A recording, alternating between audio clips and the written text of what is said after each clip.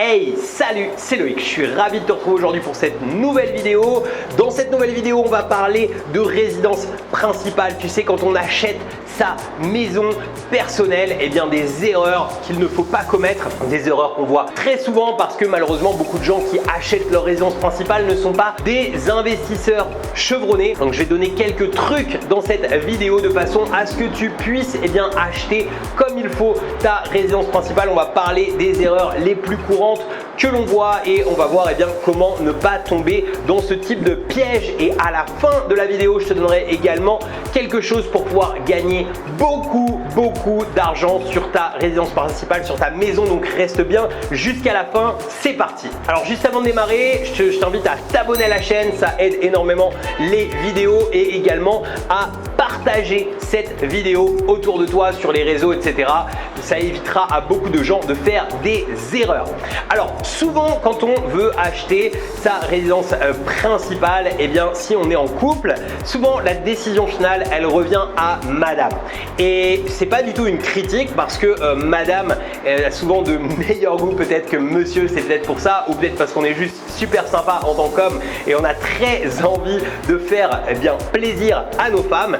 Mais la problématique c'est que souvent on a ce qu'on appelle le coup de cœur. Le coup de cœur qui joue, c'est l'erreur principale qu'on voit le plus souvent. C'est-à-dire que les gens ont ce qu'il faut. Moi j'ai revendu plusieurs résidences principales et à chaque fois je me suis arrangé pour savoir de quoi a envie monsieur, de quoi a envie madame, de les mettre dedans, et j'ai vendu en général bien au-dessus du prix du marché les biens que je vendais parce que justement les gens avaient le coup de cœur. Alors c'est génial pour eux parce qu'ils ont un bien qui correspond exactement à ce qu'ils veulent, mais la problématique quand tu achètes trop au coup de cœur, c'est que tu achètes cher un bien et que il y a peut-être d'autres gens qui n'auront pas le même coup de cœur, et donc à partir de là le produit en lui-même a une valeur que peut-être tu ne retrouveras pas à la revente.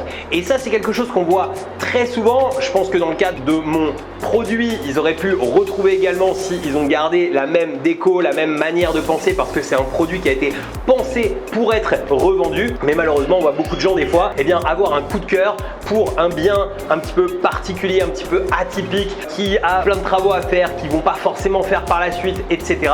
Et en fait ils payent trop cher l'immobilier à cause de ce coup de cœur, et le jour où ils veulent revendre, on a des exemples de personnes qui ont payé 4 ans, 5 ans des crédits immobiliers et qui au final quand ils veulent revendre, ils ont payé quelque part dans le vent.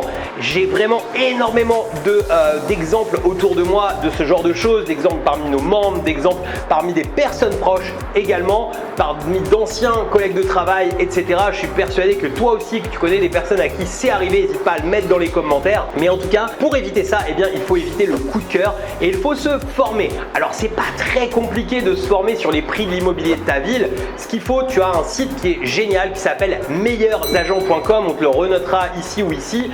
Meilleursagents.com, tu peux rentrer ta ville, le type de bien, et ça va déjà te donner une idée des prix au mètre carré où étaient vendus les biens immobiliers. Ça c'est une première chose pour pouvoir se dire voilà, est-ce que je suis en train d'acheter au bon prix ou est-ce que je suis en train de m'enflammer, et peut-être que ce coup de cœur, il faut pas que je le fasse. Même si on se dit qu'on achète une résidence principale pour se faire plaisir, on ne sait pas de quoi est fait demain, on ne sait pas ce qui peut se passer demain, et il peut se passer beaucoup de choses qui fassent que malheureusement on ait besoin de revendre avant 10 ans, avant 15 ans, avant 20 ans, et qu'on se retrouve à perdre beaucoup d'argent sur une résidence principale. Je le dis souvent, se former en immobilier ça fait gagner des dizaines et des dizaines de milliers d'euros juste par les erreurs que l'on ne commet pas. Je ne parle même pas des bonnes opérations qu'on peut faire, rien que par les erreurs que l'on ne commettra pas. Donc ça c'est la première chose, on ne cède pas au coup de cœur. Et donc la deuxième chose, on se forme au tarif de l'immobilier de façon à payer au bon prix.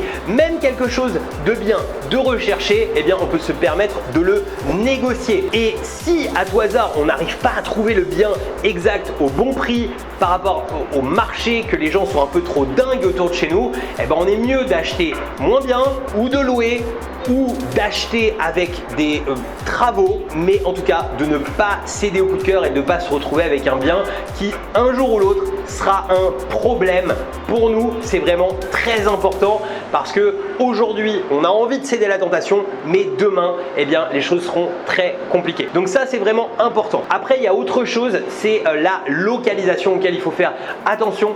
Est-ce que ton bien est liquide, c'est-à-dire est-ce que ton bien pourra se revendre comme il faut? Donc ça, c'est localisation, c'est type de bien. S'il n'y a que toi qui as ce type de goût, par exemple, eh bien, achète-le bien, mais en tout cas, garde-le jusqu'à la fin de tes jours. Mais voilà, aujourd'hui, il y a des choses qui sont demandées par les personnes, ce dont les personnes en fait ont envie, qui sont assez classiques pour beaucoup. Les gens aiment les maisons neuves, bien refaites, etc. Donc si tu achètes des choses qui sont trop étriquées, trop tordues, trop exiguës, trop particuliers, eh bien ça peut être très compliqué à revendre parce qu'il faut trouver des gens en fait qui ont l'envie d'acheter ce type de produit. Et moi je trouve qu'une résidence principale, il faut que ce soit liquide. Je suis locataire très régulièrement, à part pour faire des achats-reventes, on en parlera après, de mes résidences principales depuis longtemps parce que justement j'adore pouvoir bouger quand j'en ai envie. Et si j'achète une résidence principale, je veux une résidence principale qui puisse se vendre relativement facilement et rapidement pour pouvoir en bouger bien facilement et rapidement. Voilà, je t'ai donné quelques tips sur la résidence principale. N'hésite pas à nous dire toi en dessous ce que tu penses. Il y a plein d'autres choses dont on aurait pu aborder, comme la décoration à laquelle il faut faire très attention. Comme je dis souvent, c'est plutôt la personne de chez Leroy Merlin ou bien les goûts de chacun qui vont choisir quel type de papier peint ou quel type de carrelage je vais mettre, parce que c'est important d'avoir des choses qui soient au goût de tous, en fait, tout simplement quand on fait une résidence principale. Et tu vas comprendre d'ailleurs pourquoi je t'explique ça, parce que la résidence principale, c'est l'arme fiscale la plus avantageuse qui existe.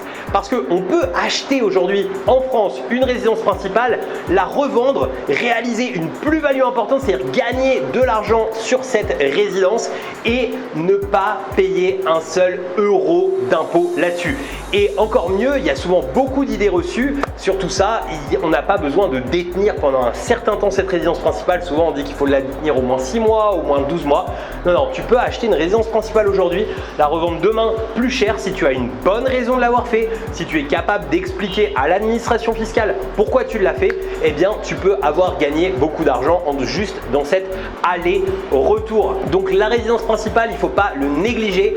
Bien acheter une résidence principale, ça peut être un accélérateur énorme dans une vie. Moi, j'ai réalisé plusieurs centaines de milliers d'euros sur mes différentes résidences principales que j'ai détenues et que j'ai revendues au fur et à mesure dans ma vie. Et ça a été vraiment un accélérateur énorme pour moi en termes d'immobilier parce qu'à chaque fois, c'était complètement exonéré d'impôts. Donc, tu peux faire toi aussi la même chose. Si ça t'intéresse que j'aille plus loin sur les achats, reventes de résidences principales, eh bien, c'est très simple. Mets-le moi dans les commentaires et je m'efforcerai de faire tout un tas de vidéos sur le sujet pour que tu puisses avancer et aller encore plus loin. Voilà, je te remercie d'avoir suivi cette vidéo jusqu'ici. N'hésite pas à mettre un pouce, à partager la vidéo de façon à la booster et à l'aider. Ça m'encourage toujours à te faire plus de vidéos, de contenu comme celle-ci.